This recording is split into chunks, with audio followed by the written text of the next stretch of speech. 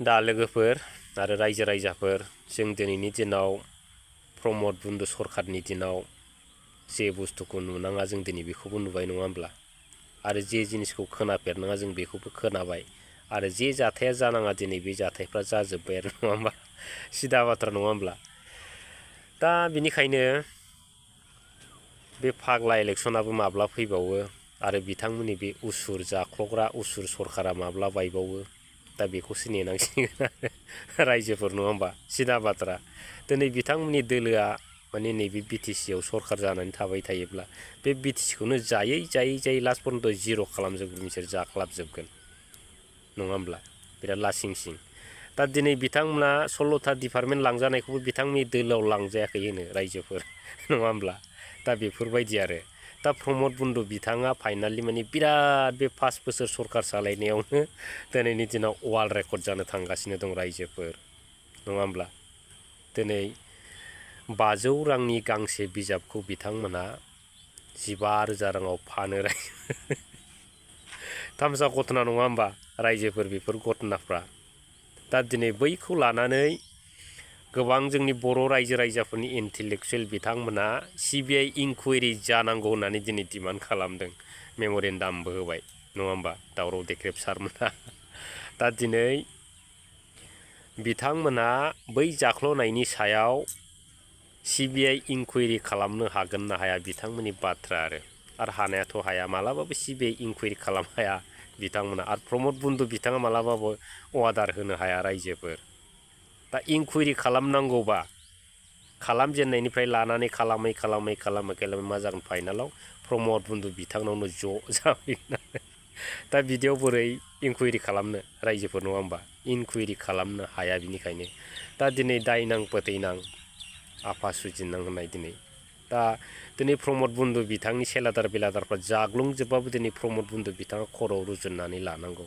आरो फाइनालि बिथाङानो लास्ट पर्यन्त मालायनि दायाव गागा गुगा माने एरेस्ट जानांगौ बेफोरबायदि नङा होमबा रायजोफोर जिहेतु दिनै बिथाङा गाव गावनि माने मा होनो दोलोखौ बासायनांगोन आरो गाव गावनि मान सनमानखौबो बासायनांगोन नङा होमबा दा बिनिखायनो दिनै फाइनालि बिथाङा सिबिआइ इनकुवेरि जायोबा प्रमद बन्द बिथाङा खिन्थु जेलाव थांनो बांद्राय गोबाव नांनाय नङा रायजोफोर सिदा बाथ्रा आरो जों दा क'क्राझार डिसिनाव मेम'रेन्डाम होनाय जाबाय गभर्नर आरो आसामनि चिफ मिनिस्टार मानगोना हेमन्त बिश्व शर्मानो होनो थाखाय दा क'क्राझार डिसिआ रिसिभ खालामबाय आरो बिसोर थ्रयैनो जोंनि जानाखि मेम'रेन्डाम बेखौ हरनाय जासिगोन दा जोंनि मेम'रेन्डाम होनायनि आसल उद्देश्यआ बेनो जे रायजोफ्रा बयबो मिथिखाबाय बावैसो सिगांनिफ्रायनो बिटिसिआव 4 कौटि थाखानि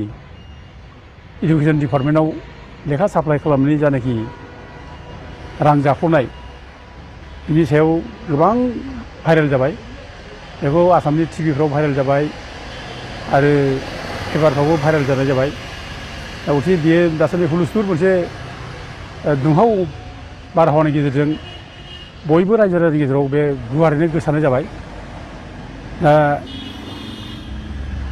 बाथ्राया बेनो जे 4 कौटि थाखानि जानाखि लेखा साप्लाइनि जानाखि अर्डार होदों बिटिसिनि इडुकेसननि डाइरेक्टर बिफाना दा बे डाइरेक्टरा खुनु टेन्डार बेयाव नटिस कल खालामाखै आरो लोगोसे कटेसनबो बेयाव कल खालामाखै डाइरेक्ट दिल्लीनि प्रशान्त जैन राहुल जैन महित कुमार जैन गौरब जैन दा बिसोरनो अर्डारखौ होदों आरो बेनि जायनाखि बुक्स जायनाखि पाब्लिसारफोर बे जाहैबाय Indica publisher and डिस्ट्रिबिउटर private limited ओमफ्राय रिसार्भ बुक्स आदि books metro' books private limited आरो श्री पाब्लिसार्स दा बेनो माने जायनाखि पाब्लिसारफोर बिसोरनिफ्राय लेखा लाबोनानै साप्लाइ खालामगोन बिटिसिनि गासै 33टा कलेजफोरनो दा बे जा पाब्लिसारफोर दं दिल्लीयाव लेखा पाब्लिसार बिसोर गासिबो ब्लेक लिस्टआव थाखाजोबनाय बिसोरो गाज्रि लेखा साप्लाइ खालामनाय बेनि थाखाय बिसोरनो साप्लाइ खालामनायनि जायनाखि अर्डार बेखौ ब्लेक लिस्ट खालामनानै बन्द' खालामनानै होखादों माने बुक माने मा पाब्लिसारफोरनो बोरै साप्लाइ खालामनायनि अर्डार होखो बे गोबां माने साननो गोनां बाथ्रा जाबाय। दा इडुकेसन डिपार्टमेन्टआ बिटिसिनि चिफ प्रमद बर'नि आरो बिटिसिनि चिफ प्रमद बर'नि नलेजनि बाहेरायै खुनु माने अर्डार बिटिसिनि डाइरेक्टरा इडुकेसन डाइरेक्टरा होनो हाया। दा गथे जायनाखि अर्डार होदों बे प्रमद बर'नि नलेजनि गेजेरजों होनाय जादों जों बेखौ सानो। आरो जायनाखि अर्डार होदों बे अर्डारखौ चेलेन्ज खालामनानै बेयाव स्केन्डेल जादों होननानै थाखा जाख्ल'दों होननानै माने दिल्लीनि बिजय कुमार गौर बियो ग्रीन पार्कनि बियो लेलेन्ड एस'सिएसन एडभकेट सलिसिटर रणधीरलाल शर्मा बिनि गेजेरजों नटिसखौ हरदों। दा बे नटिसा अलरेडि जेरावबो थांजोब्बाय आरो बे नटिसखौ माने एक नम्बरावनो भाइस चेन्सेलर बड'लेण्ड इउनिभार्सिटिनि बेनो होदों। ओमफ्राय director education Bodoland territorial council बेनो हरदों। ओमफ्राय principal secretary Bodoland territorial council बेनो हरदों। ओमफ्राय सि अमरज्योति बर्मन एससिएस सेक्रेटारि बड'लेण्ड माने टेरिटरियेल काउन्सिल इडुकेसन डिपार्टमेन्ट बेनो हरदों। ओमफ्राय गासै 33टा कलेजफोरनि प्रिन्सिपालफोरनो बे नटिसखौ हरदों। दा बेयाव रोखा रोखा बुंदों जे बे लेखाखौ जायनाखि साप्लाइ खालामनो अर्डार होदों बे लेखा साप्लाइ खालामनो अर्डार होनायाव 500 थाखानि जायनाखि लेखा प्राइसआ बे लेखानि प्राइसखौ 500 थाखानि जायगायाव 15,000 थाखा माने देखायनानै साप्लाइखौ अर्डार होदों। आसरित बाथ्रा, सोमोनांथाव बाथ्रा। 500 थाखाया बोरै 15,000 थाखा जानो हायो? दा पाइरेसि जादों। पाइरेसि माने बे लेखानि कभारखौ बिसिनानै माने गोदान लेखा कभार साफायनानै बेयाव जाबसिन जादों आरो दामखौ बेयाव 500 जायगायाव 15,000 देखायदों। दा बे जिनिसा दा अलरेडि बेखौ माने एडभकेट जायनाखि रणधीरलाल शर्मा बियो बिजय कुमार गौरनि जानानै हरजोब्बाय। बे आं दा जाखिनि फरायदों बिखिनि हरजोब्बाय जाबाय। दा बेखौ मोननानै हुलुस्थुल जाबाय।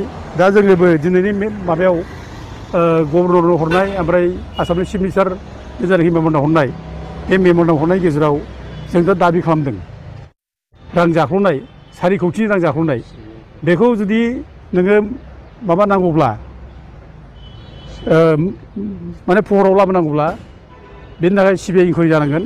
आरो सिबिआइ इनकुवारि जायासाब्ला बेयाव माने बे आसल माने दायनिगिरिखौ हमनो हानाय नङा। जों बेखौ बुंनानै दिनै मेम'रेन्डाम होनाय जाबाय।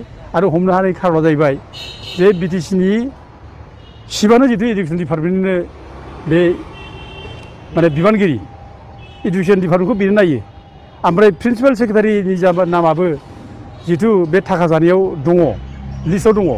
दा गथे बे सानै प्रिन्सिपाल सेक्रेटारि आरो बिटिसिनि सिएम बे सानैना माबा मोनसे जुदि बे इनकुवारि खालामनो नागिरदोंब्ला बिसोर दायथ' लादोंब्ला बे इनकुवारि खालामनाय दायथ'आ खुनु साक्सेस जाया। बे फिथाइ थायनाय नङा। बे जास्ट दोनखोमानाय थगायलायनायल' बे जागोन।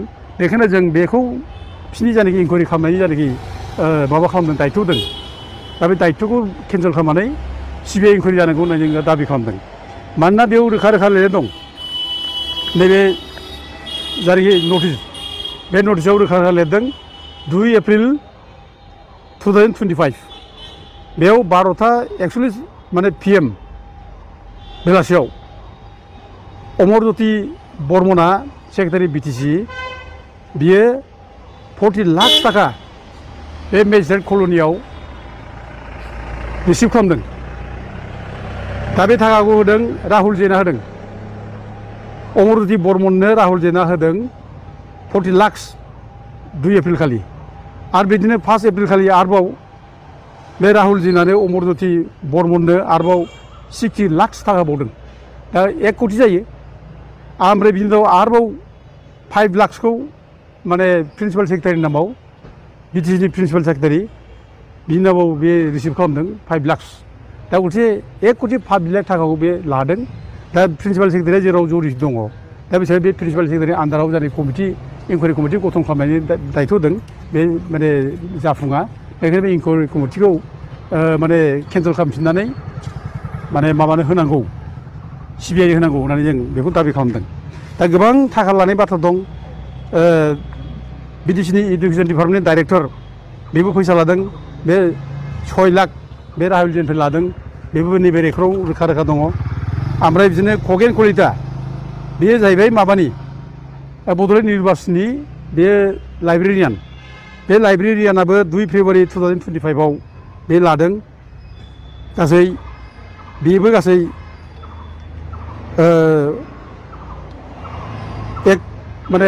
1 लाख बेबो लादों। दा बे हिसाबै दा बेफोर गासिखौबो नोङो दिनै तदन्त खालामनांगौ दङ। बे तदन्त खालामनो थाखाय जोङो मोनसे इन्डिपेन्डेन्ट मोनसे तदन्त बे जानांगौ। आरो बे तदन्त खालामाब्ला बे जायनाखि थाखा जानाय बेखौ हमनो हानाय नङा। दा खोब दुखुनांथाव बाथ्रा, दिनै गथ' लेखा फरायनो फैनाय उन्दैफोरनो जों मोजां गियान होनो नागारै, मोजां लेखा साप्लाय खालामनो नागारै दिनै बे थाखानि जुदि माने स्केन्डेल खालामनानै लेखा साप्लाय खालामब्ला जोंनि उन्दैफ्रा, जोंनि फरायसाफ्रा बोरै गियान मोनबावनो, मोजां शिक्षा बोरै मोनबावनो, बे दिनै साननो गोनां बाथ्रा जाबाय। आरो लोगोसे दिनै बिटिसिआव जाय जिनिसा जाया बे जिनिसा जागासिनो दङ। बे दिनै खोब साननो गोनां जाबाय। जोङो परिबर्तन सरकार होननानै प्रमद बर'नि दिनाव जों दिनै थाखानि जानायनि अभाब गैयि जों नुगासिनो दं। दा दिनै नुगासिनो दं रायजो राजाफ्रा बे थाखा लानानै थाखा सायाव उन्दुलायनाय बे प्रमद बर'नि समावसो जों दिनै नुनो मोनबाय आरोखि। दा गथिखे बेफोरखौ जों दिनै रायजोफ्रा नोजोर होनांगौ। आरो नैबे जायनाखि 4 कोटि थाखानि जायनाखि स्केन्डेल जाबाय इडुकेसन डिपार्टमेन्टआव थाखा जानायनि, बेखौ मोजाङै तदन्त खालामनानै दायनिगिरिफोरखौ साजा होनांगौ होननानै जों दिनै दाबि खालामो। दा बियो मिथिगौ गासिबो, बियो माने बिनि नलेजावनो जाजोबदों होननानै जों सानो। मानोना इडुकेसन डिपार्टमेन्टआ बिनि माबायावनो आन्दारावनो दङ, बेयो नायो इडुकेसन डिपार्टमेन्टखौ। दा गथिखे बे मिथिया होनना बुंनो हाया आरोखि। ओमफ्राय बेयो मोनसे दाखालि मोनसे अर्डार होदों बियो, जेब्लानाखि बिराद माने दावराव दावसि जाबाय, बिराद हुलुसुल मोनसे परिबेस फैबाय, बे समाव बियो बे घटनाखौ दोनखोमानो थाखाय बियो अमरज्योति बर्मन, जाय अमरज्योति बर्मन सेक्रेटारि बिटिसिनि, जाय माने थाखा जादों बिथांमोना थाखा 1 कोटि 5 लाख थाखा लादों, बियो प्रिन्सिपाल सेक्रेटारिनि नामावबो लादों। बे मानसिखौसो इनकुवारि खालामनो दायथ' दंमोन। दा जेब्ला बयबो दावराव खालामो, मिडियाफ्रा दावराव खालामो, जों बयबो दावराव खालामो, अब्ला बियो बेखौ बाद होनानै दा गोदानै माने मोनसे कमिटि दाना होबाय। दा बिटिसिनिनो सोरबा जइन्ट सेक्रेटारिखौ होदों, सोरबा डेपुटि सेक्रेटारि बिसोरखौ होदों। दा गथिखे प्रमद बर'आ गासिबो घटनाखौ मिथिजोबगौ, बे मिथियै बाथ्रा नङा। उइदाउट बिनि नलेज नों सासे इडुकेसन डिपार्टमेन्टआ बोरैहाय एफा गिदिर अर्डारखौ बोरै होनो हायो? नों बेबो टेन्डार गैया, टेन्डार कल खालामाखै, आरो बे माने कटेसनबो बियाखै। दा बोरै बे दिल्लीनि बे बोरै मिथिया असिया आसुं आबुं सोमोन्दो गैयै मानसिफोरनो बोरैहाय अर्डार होनो हायो?